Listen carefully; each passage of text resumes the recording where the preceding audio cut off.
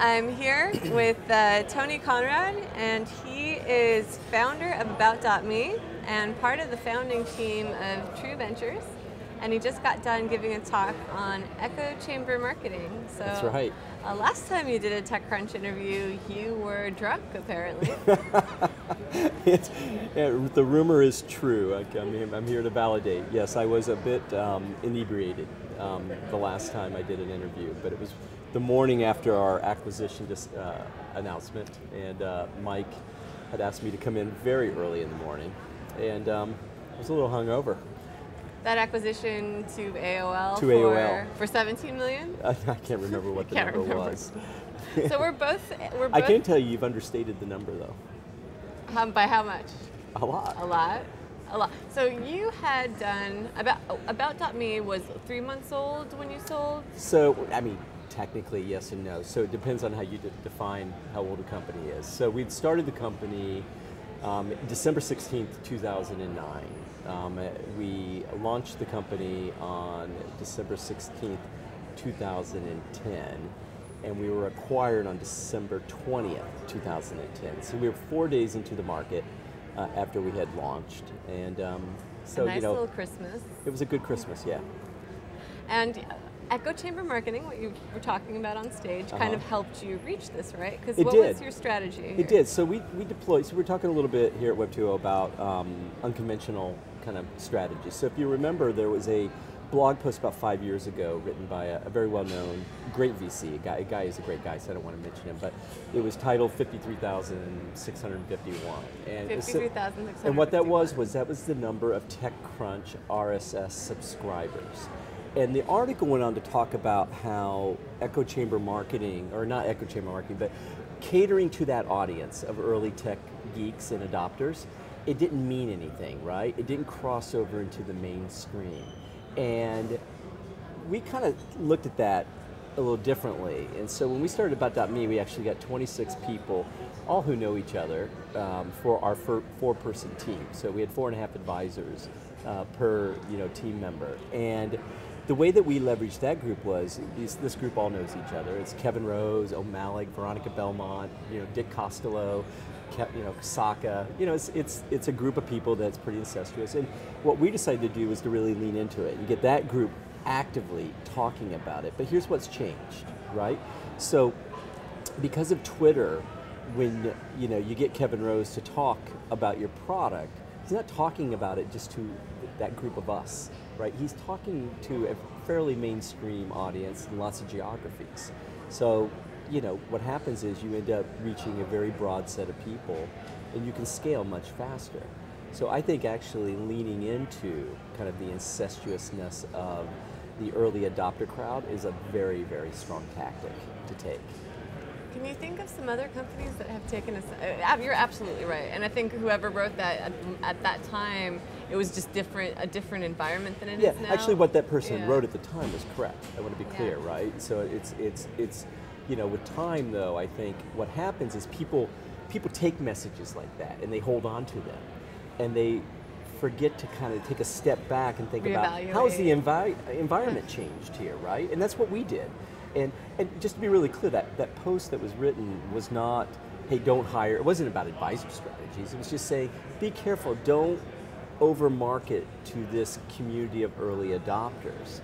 And I think that is what has changed. And so we went to some of the people that are the most visible, people that reach that audience of early tech adopters, and we brought them onto our team and got them involved and helped us to kind of reinforce, really put fuel on the fire, so to speak, to that group of people, because then it got them all talking about it on Twitter, and it reached a much broader audience. I think a lot of startups are at risk because they come out of this echo chamber. They're at risk of only preaching to the choir, like FriendFeed. Remember, there was or Google Plus even now. Yeah. Like there was a bunch, like Scoble and his friends were on there, but it never really reached a mass audience, and then it got acquired. What advice do you have for startups that are at risk of doing this? But a lot of that stuff was pre-Twitter, or Twitter was growing up. Twitter's now at a scale. This is a very effective strategy. We launched in the world of Twitter. I mean, I had this conversation with Evan at one point in time. he asked me how it was going, and I told him how many users we had early on, and he goes, "That's pretty impressive." And I said, "Really?" I thought I had no idea if it was a good number or a bad number. And he said, "Yeah, that was actually more than we had after a year." And I thought, "Oh, okay, so this really works." And my response to him was, "Well, we had Twitter and you didn't." So, All startups should have Twitter, even all even startups Twitter. should have Twitter. Yes, even Twitter should have had Twitter. So you're saying that something like Quora should use Twitter, or because Well, they do. They do. They do. They do leverage it. I don't think people have leveraged this advisory strategy in the way that we have, and I think that's somewhat unconventional and unique to the way that we've built our business and built our footprint. So your advice is to go find advisors, forward to a team member, or to go find people that you think My your advice entourage. is find your entourage, right, and get those people super excited, and don't limit the number of people.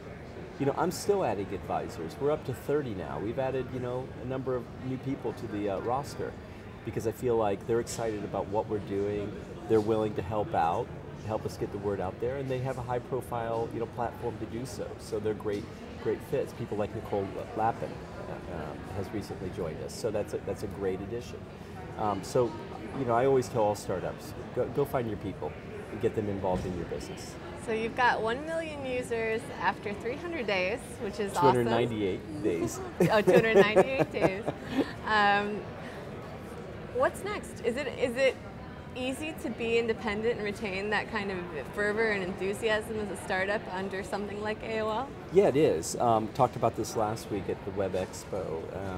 So, I think our situation is a little unique in that I had a good relationship with Tim. I was a special advisor to AOL Ventures after I'd left. I sold him my last company. See the advisor thing again. Brad Garlinghouse bought a company that I was on the board of called Oddpost that now runs all of Yahoo Mail.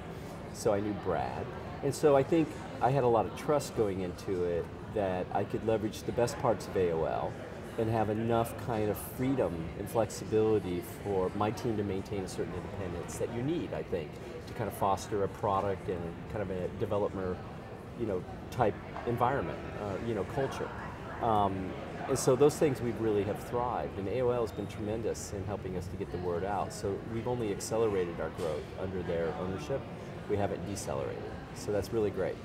So other than more growth, what's next for About.me? So About.me, so the thing that I think amazes me still today, and my co-founder Ryan Freitas, is that our product is incredibly thin, right? It always surprises me that we've had such fast, kind of adoption from the community. And I think that's because we've struck some nerve, right? So we've actually hit something that I think is much more of a scale household opportunity. So I think you'll start to see us do things to add more engagement hooks. We don't want to be another social network. Facebook has that covered, and Google Plus has that covered. But we think there's a huge opportunity to own identity on the web and be the starting place for identity on the web. And that's a big idea that nobody owns. Facebook doesn't own that. Google Plus is not going to own that. Twitter doesn't own that. That's wide open. So we think we have a real shot for going for that. Awesome. Awesome. Thank you, Tony. Thank you. Good to be here. High five. High five. Voila.